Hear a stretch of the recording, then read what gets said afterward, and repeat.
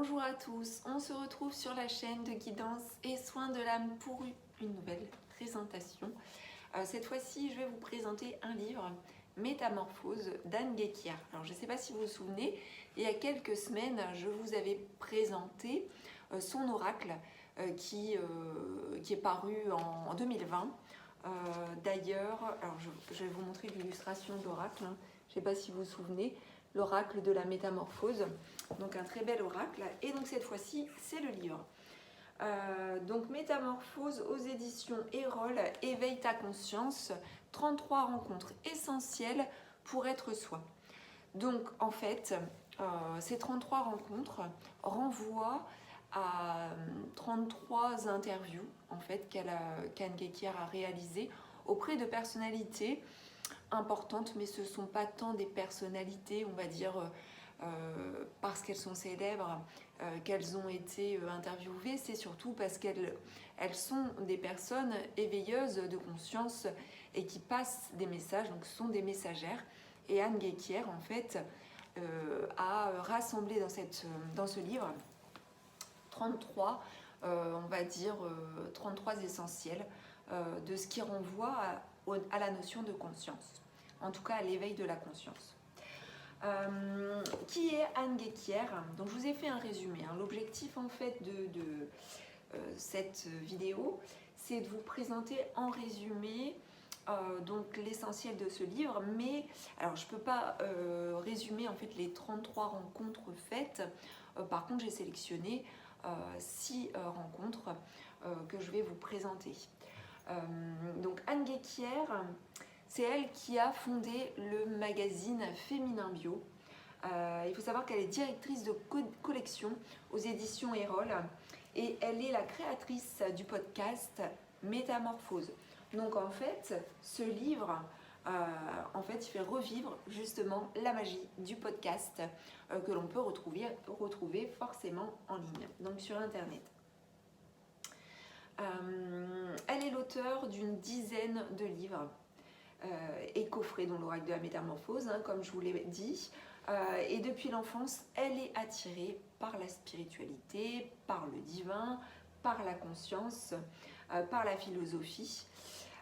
Et c'est ainsi qu'en cheminant, elle a rencontré et interviewé de nombreuses personnes qu'elle considère comme des passeurs de lumière. Dans ce livre, elle a sélectionné donc une trentaine de rencontres.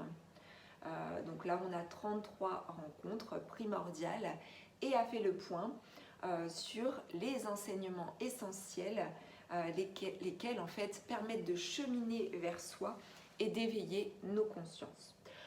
Donc nous avons dans ce livre une introduction donc, qui fait quelques pages et nous avons donc un sommaire avec toutes les rencontres, enfin tous les essentiels en fait des podcasts. Donc sur ce sommaire, vous voyez, c'est assez complet. Donc je vais vous les citer, mais bien sûr on ne rentrera pas dans le détail de chacun. Donc on a Laurent Gounel, dépasser les illusions de notre personnalité avec l'énéagramme.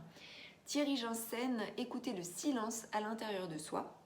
Christophe André, vivre sa liberté intérieure. Denis Marquet, la philosophie du Christ. Isabelle Payot, vivre le bonheur, c'est possible. Stéphane Alix, nos défunts nous parlent et nous enseignent. Saverio, Thomasella, êtes-vous un ou une hypersensible? Marion Blic, arrêter les relations toxiques, vivre en harmonie. Marion Tellier, se reconnecter à son féminin sacré, cycle féminin. Vincent Houba, ouvrir nos yeux sur l'invisible avec Christiane Singer. Céline Tadiotto, le transgénérationnel pour arrêter de subir son passé. Mathieu Ricard, s'émerveiller devant la nature, un chemin de vastitude intérieure. Lucille Paul-Chevance, l'argent et l'abondance. Luc Nicon, apprendre à réguler ses émotions pour libérer ses peurs. Minagol, compagnon, se libérer pour libérer le monde. Camille Sfez, s'éveiller à la puissance du féminin. Natacha Calestrémé, se libérer émotionnellement, la clé de l'énergie. Maude Ankawa, comment savoir si nous sommes à notre juste place. Léonard Anthony, se libérer de la fatigue, profiter de la vie. Lily Barbery-Coulon, se réconcilier avec soi. Annick de Souzenel, va vers toi. Laurent Gounel et Christophe André, vivre sa métamorphose. Marie-Pierre Dylan Zeger, oser s'accomplir et s'incarner pour être soi avec la pensée chinoise. Malek Boukherchi, aller au bout de ses rêves, dépasser ses peurs. Florence Servan-Schreiber, écrire pour s'épanouir et kiffer. Olivier Lombard, vaincre le burn-out, retrouver le moi profond. Florence Bory, l'ego conscient grâce au dialogue intérieur. Martin Winkler, c'est mon corps. Aruna Lipschitz, la voix de l'amoureux. Fabrice Midal, rester serein quand tout s'effondre. J'ai d'ailleurs fait un petit résumé en vidéo sur ma chaîne, vous pouvez trouver cette vidéo. Christian Junod, ce que l'argent dit de nous. Hélène de Fougerolles, la liberté intérieure. Et Franck Lobvé, ton autre vie. Et nous avons à la fin donc les remerciements. Donc allons-y. Donc j'ai fait une sélection. On va commencer par Thierry Janssen. Alors qui est Thierry Janssen? Il est chirurgien. Et c'est un chirurgien qui est devenu psychothérapeute.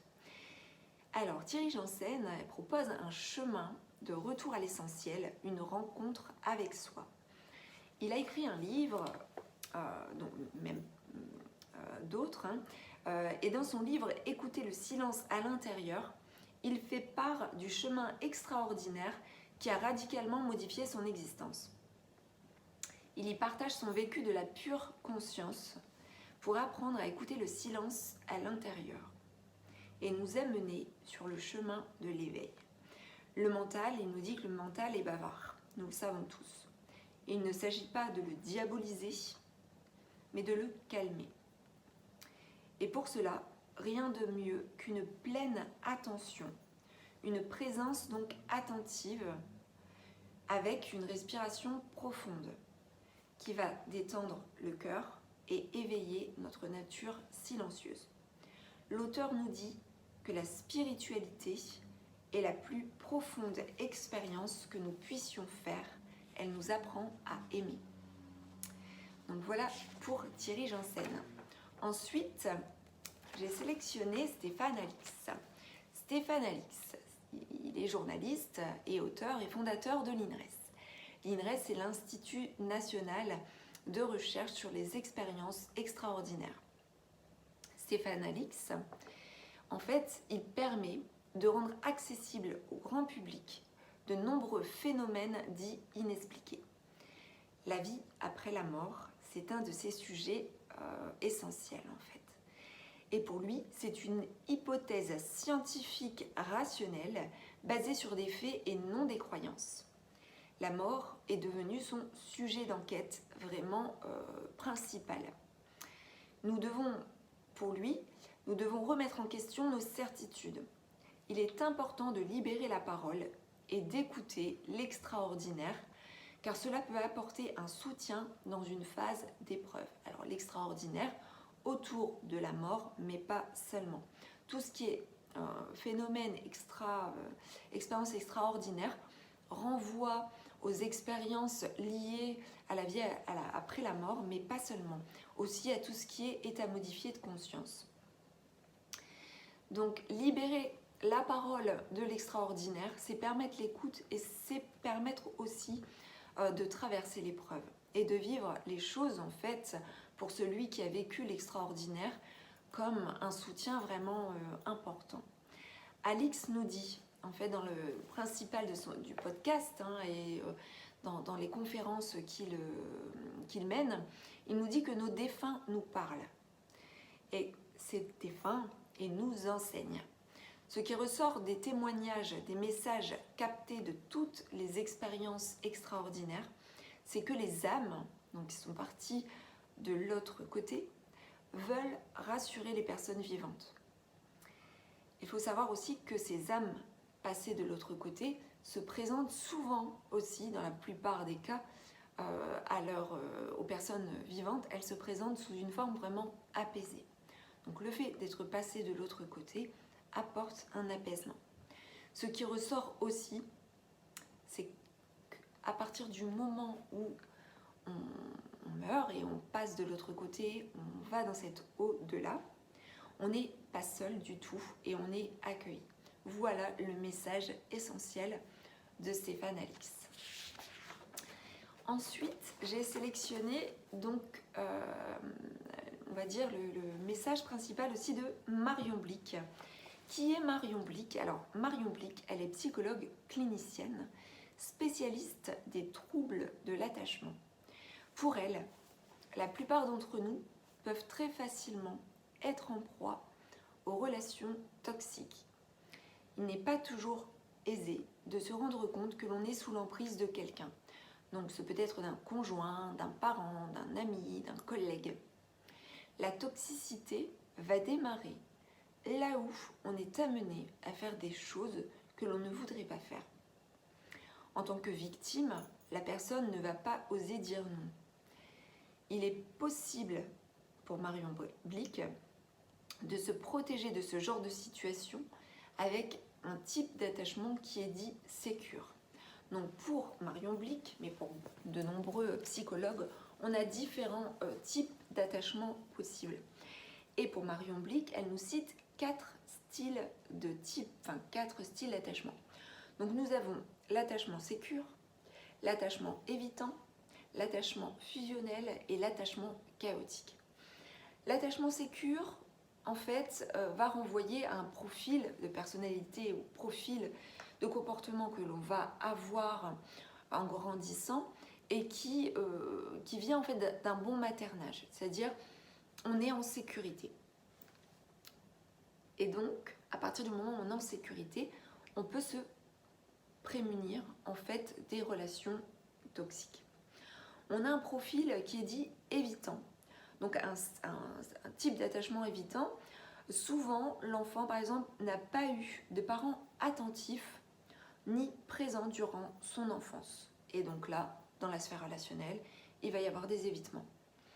On a un autre type d'attachement qui est celui fusionnel, où l'enfant par exemple n'a pas eu ce dont il avait besoin durant son enfance de façon constante, régulière. Et donc là, il va y avoir une recherche de fusion.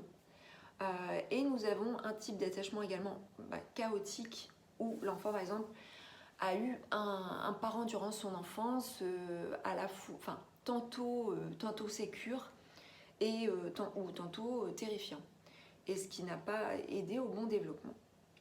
Pour Marion Blick, la bonne nouvelle, c'est que on peut se libérer d'un type d'attachement non sécure. C'est-à-dire on peut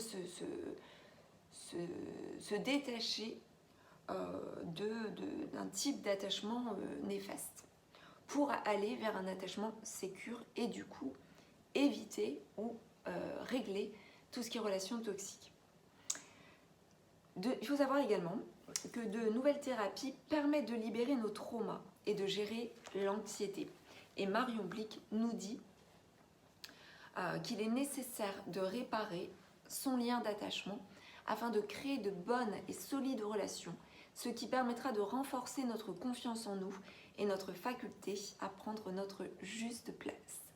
Donc le message principal de Marion Blick, c'est que on a durant notre enfance eu un type d'attachement avec nos parents, notamment la mère principalement, et le type de relation que l'on a pu avoir durant son enfance va avoir un impact et un lien certain avec les relations que l'on va avoir à l'âge adulte. Il faut savoir repérer ce qui est dysfonctionnel et réparer les types d'attachement, on va dire, non sécures, afin d'aller vers une liberté, une meilleure liberté, et aller vers des relations beaucoup plus saines et en tout cas positives pour soi-même et pour les autres. Donc il n'y a rien de figé et rien d'irréparable finalement dans nos relations. Voilà pour le message essentiel de Marion Blick. J'ai choisi ensuite de vous parler de Natacha Calestrémé. Qui est Natacha Calestrémé? Alors Natacha, elle est journaliste spécialisée en santé et elle a interviewé des énergéticiens, des chamans, des médiums et des magnétiseurs. Il faut savoir qu'elle a vécu de lourdes épreuves et qu'elle a ensuite pratiqué les techniques dont elle a entendu parler, notamment durant ses interviews. Donc elle a pratiqué des techniques non conventionnelles et c'est ainsi qu'elle s'est sentie renaître. De tout cela, elle a mis au point des protocoles particuliers qui lui sont propres et elle a ensuite enseigné son savoir durant des ateliers. Natacha Calestrémé, en fait, elle propose de revisiter le passé pour enlever tous les blocages que nous avons. Elle traite en fait de l'épigénétique. En fait, cette épigénétique, elle a démontré que les épreuves de nos parents et de nos grands-parents peuvent créer des traumatismes, peuvent créer des tsunamis émotionnels. Il faut savoir que tant que nos aïeux, nos ancêtres ne sont pas parvenus à se libérer de leurs propres épreuves, celles-ci vont pouvoir avoir un impact sur nos propres vies. Il s'agit alors d'un héritage, on va parler d'héritage transgénérationnel. Prendre conscience en fait de notre souffrance et de nos émotions douloureuses est déjà un premier pas pour Natacha. En effet, il faut déjà repérer dans notre famille l'émotion qui se rejoue, qui s'est rejouée et qui se rejoue encore dans notre propre vie en un cycle infernal. Commencer déjà à repérer est déjà un premier travail d'engagement en fait vers la libération de tout cet héritage transgénérationnel qui laisse ses marques et dont nous devons nous défaire. Voilà le message de Natacha Calestrémé. Ensuite, j'ai choisi de vous parler de Christian Junod. Christian Junod, qui est-il? Alors, il est auteur, conférencier, ancien conseiller en placement financier. Selon lui, sans être conscient, nous donnons à l'argent un pouvoir qu'il n'a pas. Et en faisant ainsi, on se déconnecte d'une partie de notre pouvoir. De nombreuses personnes pensent ne pas mériter les cadeaux de la vie, les bienfaits de la vie en fait, y compris l'argent.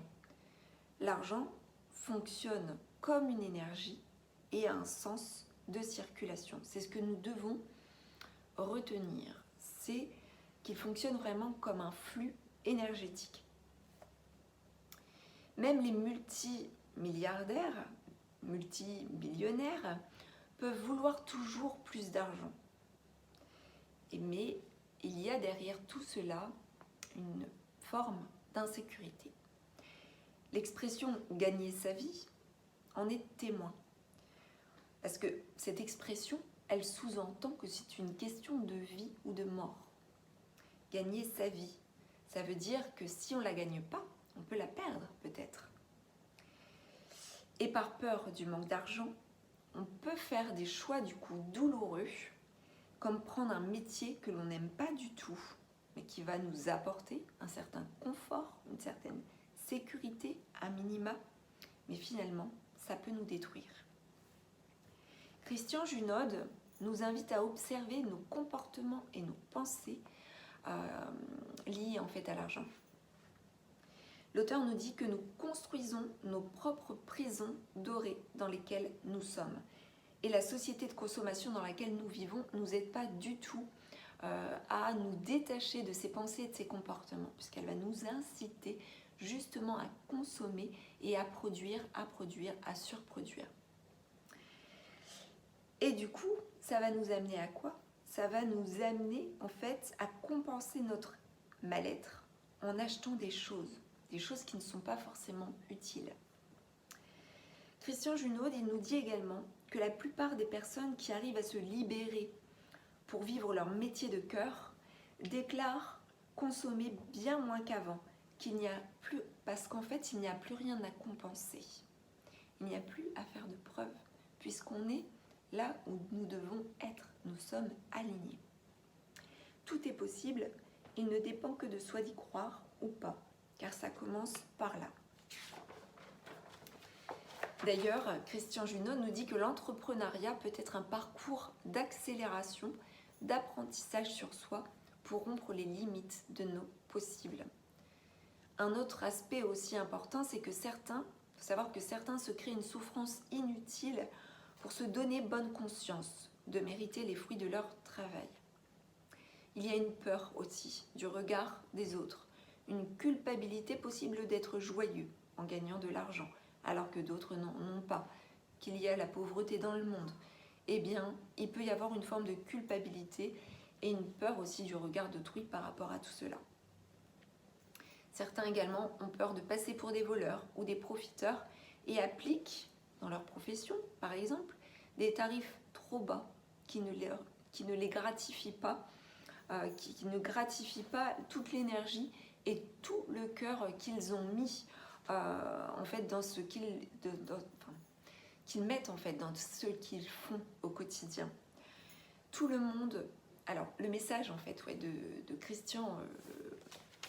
Le message de Christian Junod, c'est de nous dire qu'on n'a pas à se sous-estimer. Chacun a un talent et que ce talent vaut et qu'il a une valeur et que cette valeur n'est pas à mettre au placard, que cette valeur n'est pas à rabaisser. Justement, elle est à mettre à sa juste place. Que chacun a son talent et que par rapport à ça, l'argent ne doit pas être un blocage. Et que si on met un frein, eh bien le talent ne peut pas se réaliser, ne peut pas s'épanouir et on ne peut pas se libérer et être soi. Voilà le message de Christian Junod par rapport à l'argent. Ensuite, pour terminer, j'ai choisi Frank Lobvé. Frank Lobvé, il est philosophe et il déclare que même quand nous avons travaillé sur nous-mêmes, nous tournons souvent en rond dans nos vies et revivons les mêmes blessures. Sont des boucles. Et ces boucles nous donnent le sentiment d'être coincés, d'être emprisonnés. Et nous avons pour certitude que notre vie est cadenassée. Parce qu'on n'a pas le choix. Parce que la vie est ainsi faite. Frank Lobvé nous dit que nous devons remettre cela en cause et nous ouvrir à d'autres perspectives. Autour de nous, nous avons des chemins parallèles qui sont tout autant de vie qu'on pourrait avoir. Il cite cette expression importante « de là où je regarde ». Même si ce que je regarde me semble être la seule lecture possible d'une situation, elle ne reste que mon angle de vue. Nous sélectionnons uniquement ce qui corrobore avec nos croyances au sujet de la vie. Également, nous créons un personnage de fiction dont nous sommes l'otage et qui cherche à vivre à répétition toujours les mêmes situations. Finalement, toujours les mêmes scénarios de vie et s'enferme donc dans une réalité.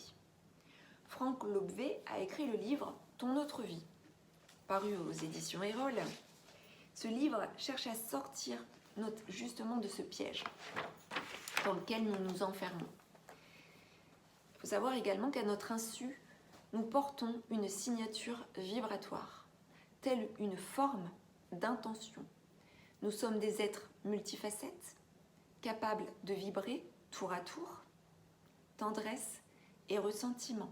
Il n'y a pas soit le noir, soit le blanc. Il y a le noir, le blanc, le gris, le violet, le rouge, etc. Il y a toutes les facettes possibles chez une même personne.